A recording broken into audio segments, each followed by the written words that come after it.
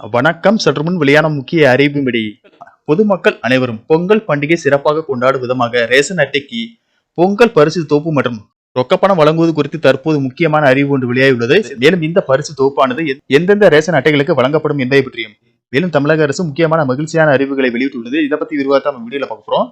வீடியோவை ஸ்கிப் பண்ணாம பாருங்க. வீடியோக்குள்ள போறதுக்கு முன்னாடி இந்த வீடியோக்கு ஒரு லைக் பட்டனை பிரஸ் பண்ணிக்கோங்க. வாங்க வீடியோக்குள்ள போகலாம். 2026ஆம் ஆண்டின் பொங்கல் பண்டிகையை ஒட்டி பரிசு தொகுப்பு மற்றும் ரொக்கப்பணம் வழங்குவதற்கு தமிழக அரசு முடிவு செய்துள்ளது. இதற்கான ஏற்பாடுகள் மும்முரமாக நடந்து வரும் நிலையில் எவ்வளவு ரொக்கம் வழங்கப்படும் என்ற தகவல் வெளியாகியுள்ளது. கடந்த 2025ஆம் ஆண்டு பொங்கல் பண்டிகையின் போது முதலமைச்சர் மு.க.ஸ்டாலின் தலைமையிலான திமுக அரசு ரொக்கம் ஏதும் வழங்கவில்லை.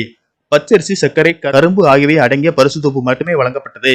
ஆனால் இந்த 2026ஆம் ஆண்டு பொங்கல் பண்டிகையை பொதுமக்கள் சிறப்பாக கொண்டாட அதிக ரொக்கத்தொகை வழங்கப்பட உள்ளதாக தகவல் வெளியாகியுள்ளது.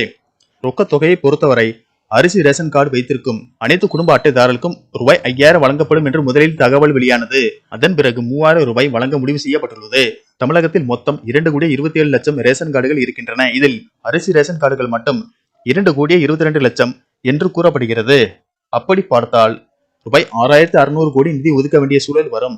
இது தவிர இலவச வேட்டி சேலை வழங்கப்பட உள்ளது. தற்போது 1,75,00,000 வேஷ்டி சேலைகள் கொள்முதல் செய்யப்பட்டு தயார் நிலையில் வைத்திருப்பதாக கூறப்படுகிறது. ஏனெனில் பொங்கல் பண்டிகை தொடங்குவதற்கு முன்பாக அனைவருக்கும் பரிசு தொகுப்பு சென்றடைய வேண்டும். அதற்கு சில வாரங்கள் முன்பாக நடவடிக்கையை தொடங்கினால்தான் சரியாக இருக்கும்.